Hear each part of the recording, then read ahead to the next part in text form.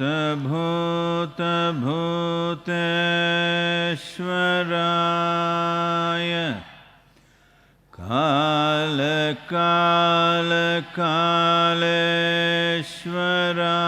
कालकालकालेश्वराय शिव शिव सर्वेश्वराय शम्भो शम्भो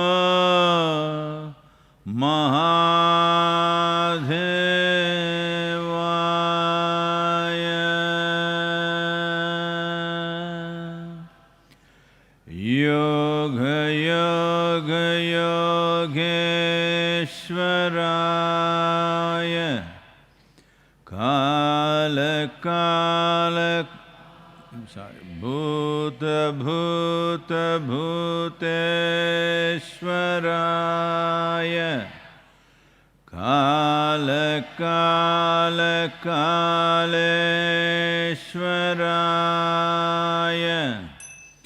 शिव शिव सर्वेश्वराय शम्भो शम्भो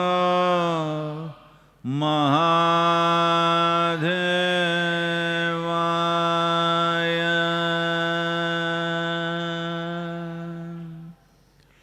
योग योग योगेश्वराय भूत भूत भूतेश्वराय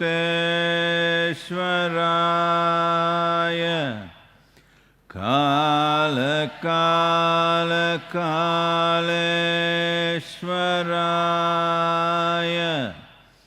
शिव शिव सर्वेश्वराय शम्भो शम्भो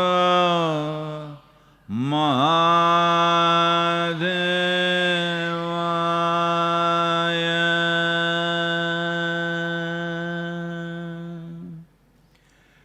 योग योग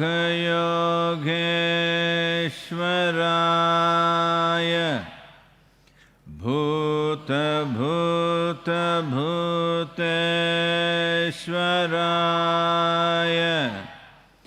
काल काल कालेश्वराय शिव शिव सर्वेश्वराय शम्भो शम्भो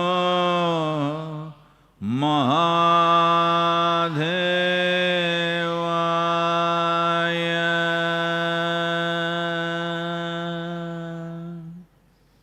योग योग योगेश्वराय भूत भूत भूतेश्वराय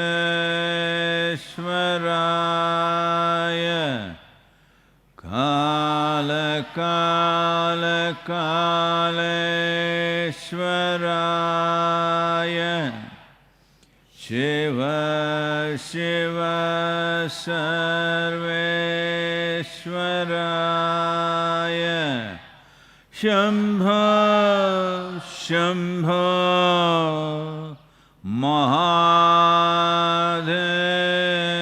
महादेवाय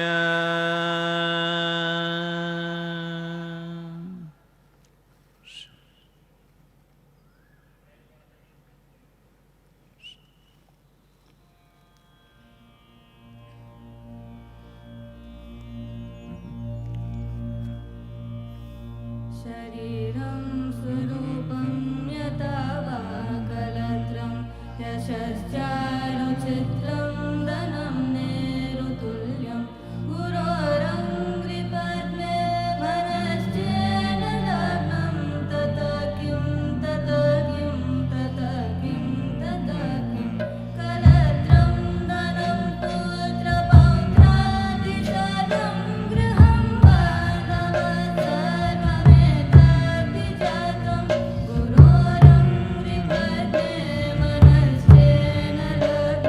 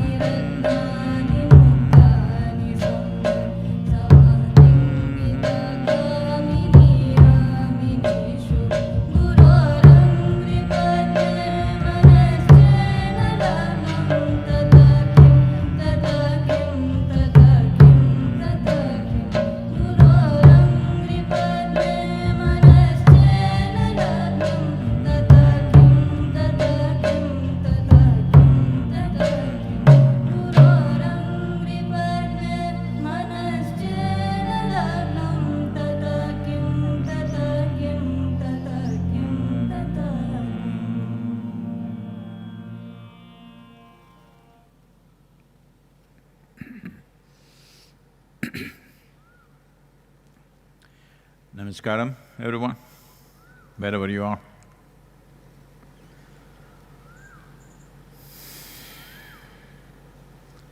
Wow.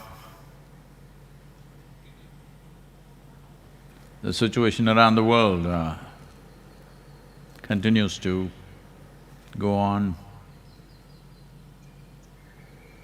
United States crosses 45,000 fatalities. And over, I think, four nations or four nations cross 20,000 fatalities. While playing a little seesaws, in some places it kind of went down and again it's going up. As I said earlier, we are only controlling human behavior. We have not found a single handle on the virus, and virus is displaying various new capabilities and different level of competence and different level of damage that it can cause. What was understood as a largely respiratory and problem now has gone into various places. One of deep concern is, one thing is, it is definitely attacking the immune system. And something of deeper concern is it is also impacting the neurological system, causing a certain level of brain damage. Those who are already damaged, maybe there's room for them, but this is a deep concern because many, if not many, at least a few of the patients, those infected by the virus have gone into seizures, loss of memory, and of course everybody knows about loss of smell is the first thing, which is a neurological sign, and it is leading to various levels of damage, and scientists… Nobody is very clear, but they're estimating it could also leave permanent damage in the neurological system. Or in other words, essentially it's getting more complex than what we thought it is, that we thought it's just a respiratory thing, we just manage our lungs and things will be okay. At the same time, the positive sign is over 80% of the people infected by the virus don't show any sign, any symptom, and they go through it silently, which is plus and a great minus too, because these silently infected people, asymptomatic infections, they are giving it to everybody all over the place because they don't even know they carry it. So ultimately, a huge economic cost of, in the end, testing all the 7.6 billion people, this onerous task is what the virus is kind of pushing us towards, because 80% of the people who are infected don't show any signs, means we will have to quarantine people who have no symptoms. We will have to treat people who have no symptoms, which is going to be very difficult, as it is around the world, also in India. A certain amount of social restlessness is also building up, cooped up in their homes for too long, concerns about economic well-being, businesses being closed, people, not only the daily wages, even monthly salary earners losing out on their economic, advantage that they had, or their savings and other things running out, and the fear of that people see that more than 50% of the world's workforce can go unemployed for a year or two. Those who are in variety of businesses, right now, I think software industry has already started load shedding. That is, they're trying to drop people from their employment roles because they think next 3 to 4 quarters, there will be no demand and they cannot sustain these people. Clothing industry, they believe 80% of the jobs may go away for a year or two because fashion and clothing will be out of fashion for some time, which is… I hear that those who are eco-warriors, they're all saying, this is it, this is good, people can live with less number of clothes, all this is very true. But this is not the time to talk that language. I've been talking that language in the past. But now when people are losing jobs in a massive way, this is not the time to celebrate those gains. Those gains have to happen in a planned way, not in such a cruel way. So, challenges are multiplying, but nations are losing their patience. Nations are losing their resilience to hang on to the lockdowns. There's a lot of debate all over the place whether this lockdown is really needed or let's go out and do what we have to do, let's see what the virus will do. These kind of bravados are going on, but at the same time, I think over 250,000 people have died, is it?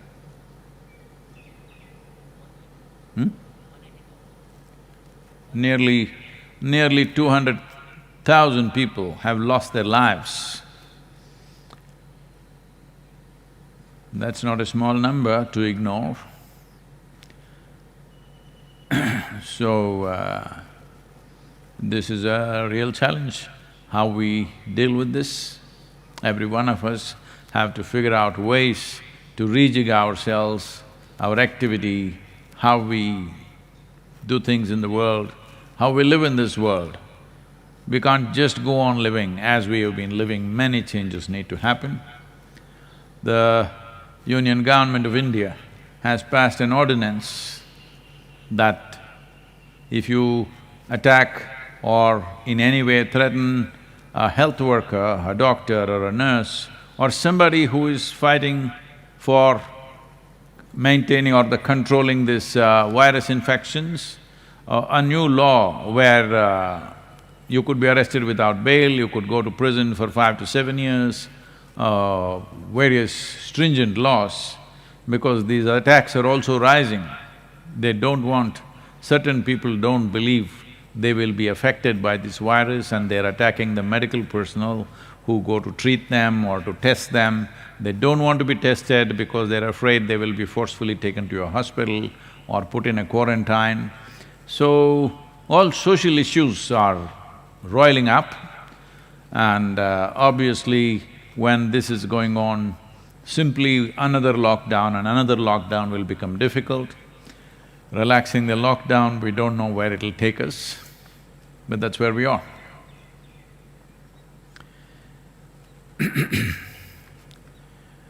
If we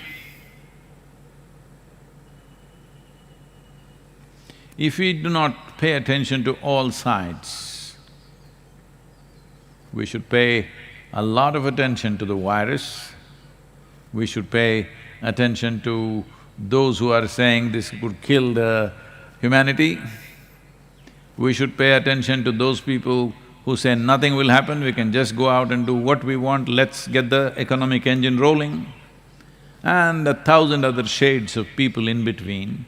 It's important to listen to all of them to make a reasonably right decision.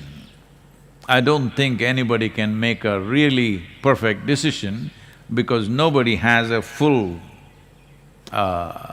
grasp of what this can do and how it can run through a human society. At least a reasonably right kind of decision, we need everything. But there are many, you've heard of kangaroo courts, but that did not… Kangaroo, though, limited itself to Australia, the kangaroo courts did not remain in Australia alone, they went all over the world. That is, just jump to a judgment. This happened. At one time, Shankaran Pillai became a judge in the local court. He was not always on the other side.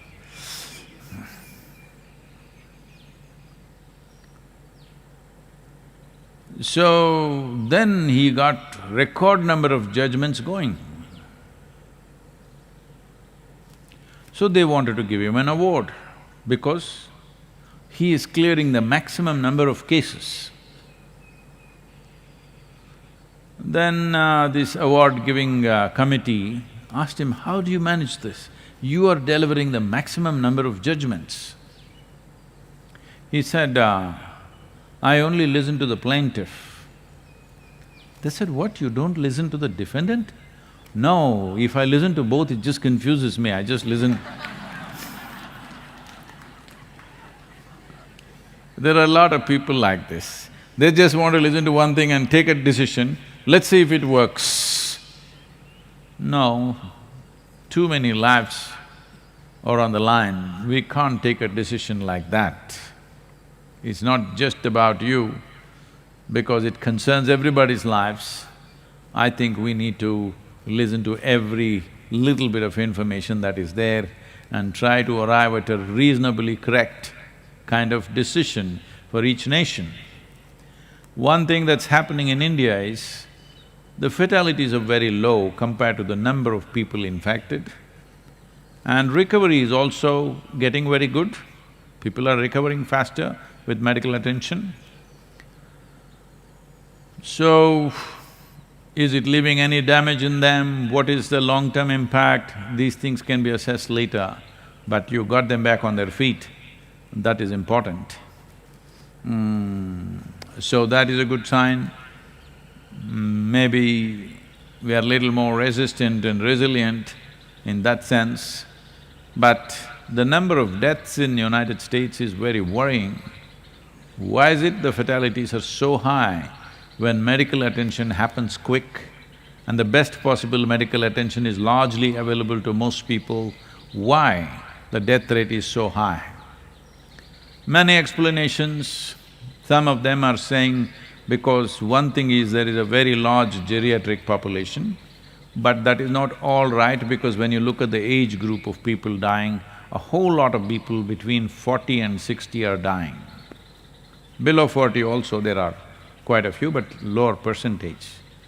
Another explanation is too many of them are on some kind of addictions. So those who have addictions, their immune systems are always very low, and that could be the reason. It is very much possible because it's considered very normal to be addicted to something. It is just that I am addicted to a little lesser evil than you, so I am better than you kind of attitude. This could be playing havoc, but this is something that needs to be looked at properly, scientifically. A proper study needs to be made. Why in one country the number of deaths are so heavy in a nation where maximum medical facilities are there and the quickest possible medical response is there. In spite of that, why are so many people dying is something that needs to be looked at, that could definitely give us a better understanding of how this virus functions and deals with us. They're also categorizing three varieties of the same virus, A, B, C right now. I'm sure they will get some exotic names shortly. So there is A variety, B variety and C variety. So is it the variety of virus which is making the difference, or is it the state, the physical status and the health status of individual people which is making the difference? Is something that needs to be arrived at, which will give us a little better understanding of how to deal with ourselves. Who should go out, who should not go out, we should be able to determine this. Who will be vulnerable, who will not be vulnerable. I think this call and this understanding is very, very important. And also, all this joblessness that's going to happen, we should definitely look at how to minimize that, and everybody should learn to work with… we are largely living on pumpkin, are we? At least that's happening to me, I hope it's happening to you also. So,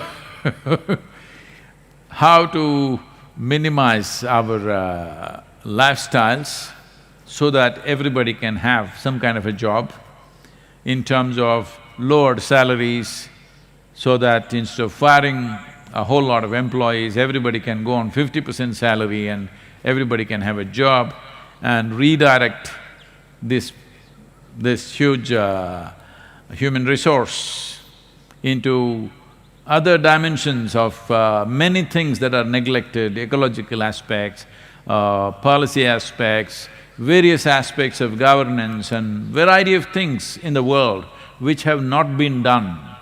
Now, when the markets are down, when other activity is down, I think this is the time to attend to it.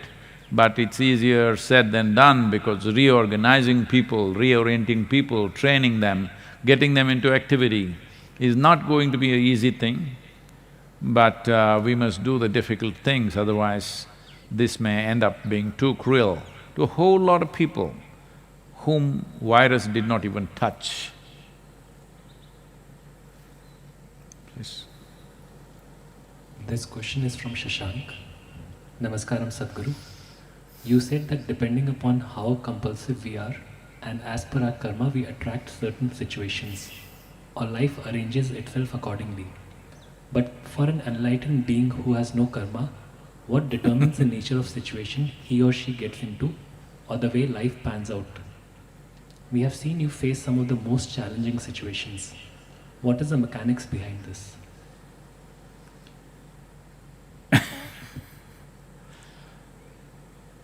The question should be about you. So, whoever told you an enlightened being does not have karma? An enlightened being has immense karma, much, much more than others. Yes? Because without karma, if you're at a certain level of energy, without a certain weightage of karma, you cannot remain grounded. This is why 90% of the time enlightenment and leaving the body happens at the same time. Because if you do not consciously ground yourself with substantial, weighty kind of karma, then you cannot stick to the body. First thing to understand is that karma is not some negative trash. It's only because of karma you are who you are. When we say karma, we are talking about layers and layers of memory which makes you who you are. There is evolutionary memory which makes you a human being. Suppose your body lost its evolutionary memory, well, you may start crawling because you are a human being not by knowledge, by a huge amount of evolutionary memory invested in every cell in your body, which makes you be human. You have seen when we do certain programs which are connected to getting into or putting our fingers into deep levels of karma like samyama, certain people start crawling, certain people start doing things. This is simply because we are sinking certain things deep inside, it's touching their evolutionary karma and things are happening. Well, there is an immense amount of karma, starting from the evolutionary or even before, the elemental karma is there, we will not go into it, it's too complex. But you understand the evolutionary karma. Let's say, see right now the frogs are happy in the evening for whatever reasons, they're doing quack, quack, quack. I don't know who found the connection about kissing the frog and turning them into human beings.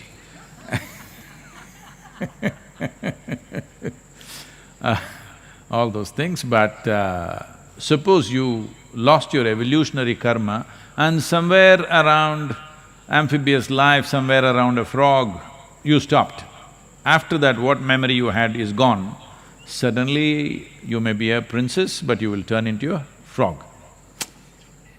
Yes? Because it's this memory which is so invested in every cell in your body, which gives you a human form and a sense of being human being. So who you are, essentially, the shape and form of you is just karma, because it's memory. Like this, there are many levels of it, I will not go into all of it. Now, there is a genetic karma. Because of that, you have a particular kind of nose, a particular kind of, a skin, particular behavioral aspects, certain amount of capabilities and incapabilities. Genetic karma is there. After that, your own stuff is there. Articulate, inarticulate, and now conscious karma. Now, karma is not a negative thing if you know how to use it. But if you do not become conscious enough to use it, then it runs like a software. Let us say there is a software on the computer you use or the phone that you use. I think computers are gone. Only a few people seem to be using computers, everybody is only this. So, phone is a computer in a way. So, whatever software that is on it, well, whatever work you're doing, let's say every 11 seconds, I'm choosing that number intentionally, every 11 seconds you should do boom, boom, doom. Every 11 seconds is good, boom, boom, doom. Believe me, after a few months, you yourself will start doing every 11 seconds, boom, boom, doom. Yes, you will. But the software is only in the phone. But if it keeps on doing it every day, see right now, the chant is going on around the ashram, some of you, why is it going on all the time? But slowly, unknowingly, yoga, yoga. It is. We are programming you towards liberation. Many people and you yourself may be programming yourself to bond age. Because a whole lot of people are always trying to build bonds with something or the other, because they think only by tying themselves to something or somebody, they will feel safe. If you have a bond with age, it becomes bondage. No, I'm just playing with you. But all bonds unconsciously developed and unconsciously it exists with you, become bondages. Well, bonds are like, a sailor will throw an anchor in a place so that there, in case there is a small storm, the boat doesn't go away somewhere, so you put an anchor. It's a very good thing if you want to be safe in one place. But you are in a damn boat because you want to sail. So if you keep on putting 5, 10 anchors, obviously you will be safe, but you will never sail. So you have to make up your mind, you want to sail or you want to be safe. So, you have seen me go through all kinds of situations, all kinds. I don't know who's asking this question, how does he know what all I go through? Too many things, all kinds of rubbish. Lots of wonderful things also, lots of absolutely wonderful things. But lots of trash also comes my way. Well, what's his name? That's his real name? Nishant? Shashank. So no, Shashank has been very closely around me to see all the nonsense that comes my way. Anyway, if Shashank is well informed because he has access to somebody around me, or he's just reading it in the news, all the nonsense, unfortunately, in the news, only the nonsense they're reporting. All the wonderful things that happen to me, they don't usually report. That's their karma. So, lots of absolutely wonderful things every day being thrown at me. If nobody throws anything anyway, I sit very wonderful wherever I am. But some trash also comes my way. Well, the trash is coming not simply because when you have nothing to lose and nothing to gain, you can do whatever you want. Either you can go sit in a mountain cave, simply blissed out, or you can get active in the world. You can do many things. You can be somewhat active, somewhat withdrawn, or all out active, depends. What's your choice? My choice has been shaped by the needs in the world, not by my whim. Till I consecrated Dhyanalinga, there was only one intent. Because I'm somebody's slave, I don't want to tell you all those terrible things which have been beautiful to me. A man who doesn't even want to touch me with his foot, he touches me with a stick, I served that man for 3 lifetimes. So, that's a terrible story, but with fantastic results. Because I'm result-oriented, I value the result, I don't resent the touch with the stick. Many of you have these issues, that's why I'm telling you. Sadhguru didn't even look my way. He doesn't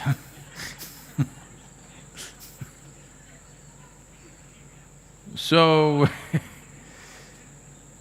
because my activity since Dhyanalinga, till then I was not bothered about anything else, just one thing.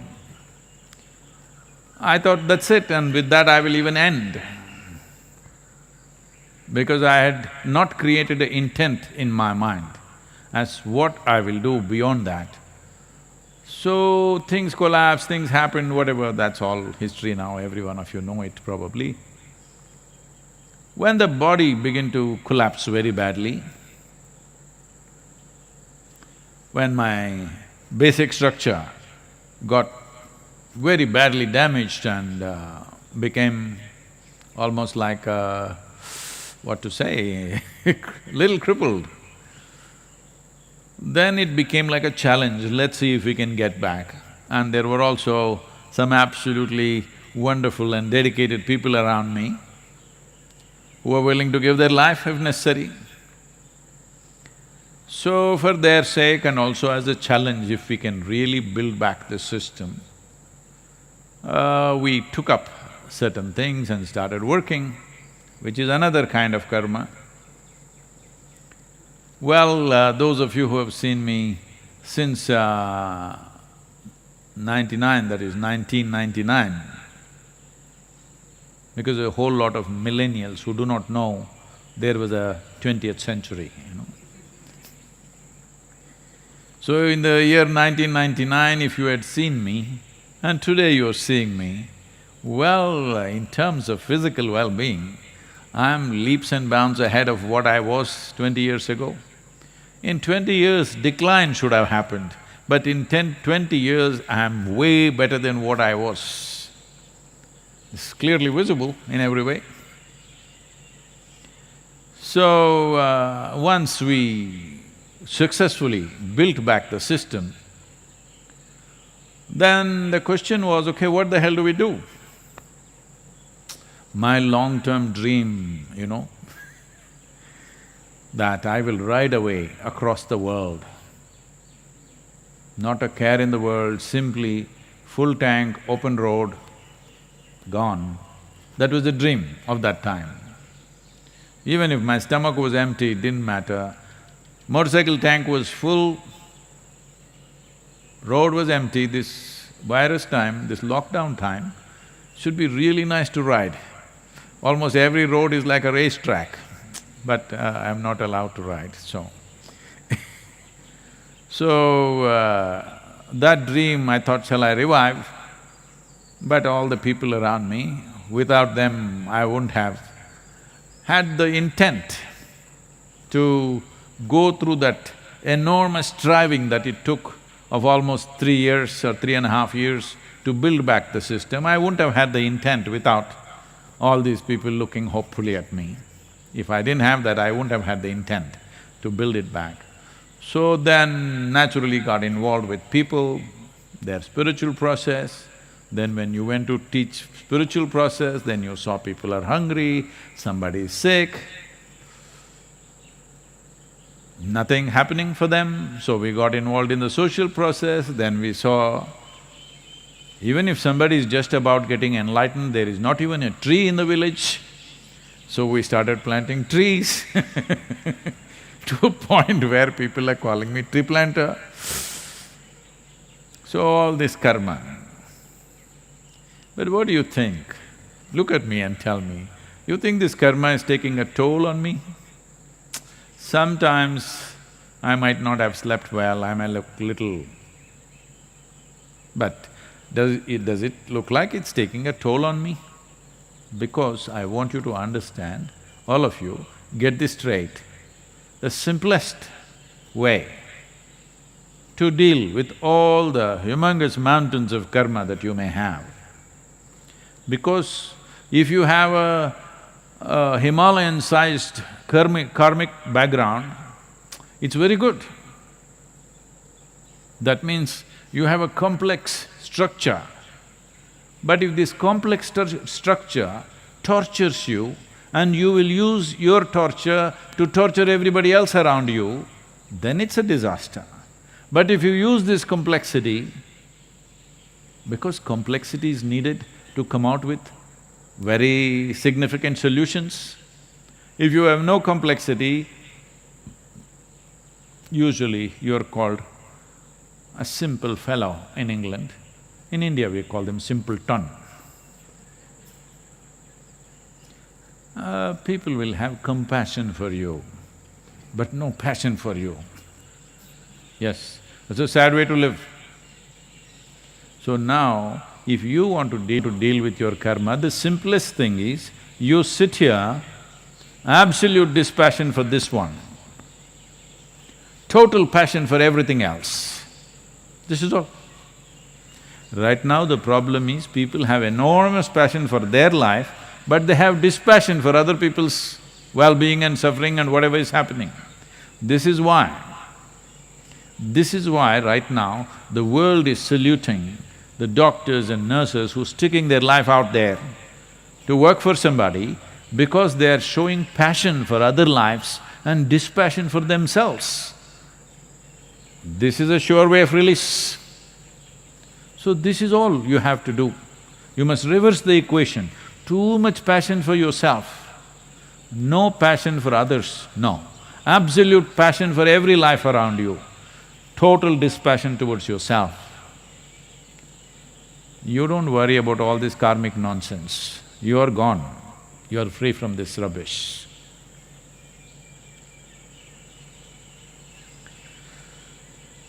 Yoga yoga yogeshwaraya bhuta bhuta bhuteshwaraya kala kala kaleshwaraya Shiva Shiva Sarveshwaraya Shambho Shambho Mahadev